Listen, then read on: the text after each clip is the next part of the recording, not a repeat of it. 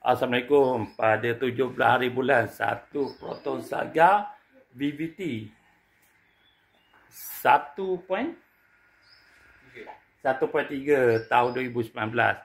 Okey, untuk Proton Saga VVT ni saya buat grounding atas indicator ni tadi nak 3 kabel, tapi saya dah tambah 1 4 kabel lagi sebab selepas test. Okey, saya buat kaitan ni lagi ringan, lagi power dan lagi pekat, lagi smooth. Okey, kaitan ni tadi anak owner ni dah test. Okey, kita tanya dia macam mana dia test tadi. Okey. Okey, Dik. Tadi selepas test kaitan ni, sebelum test kaitan ni macam mana, Dik?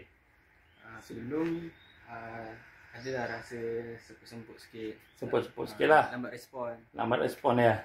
Okey, selepas dah pasang 4 kabel ni tadi, okey, ya adik tadi test 3 kan. Dah tambah 1 4.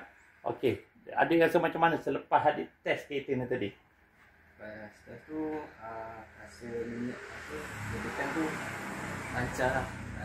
Dia lancar lagi sedap lagi ya. Macam rasa lembut je. Rasa lembut ya. Okey, nanti dalam masa 5 hari atau 10 hari selepas adik ni dah biasa dengan kereta ni, nanti dia akan bagi feedback lagi dekat video saya ni nanti. Nanti dia akan bagi feedback, bagi maklum balas apa rasa macam mana dengan kereta ni nanti. Okey, ni ramai ni datang ni daripada mana, Dik? Selangor. Daripada Selangor ya. Okey. Terima kasih.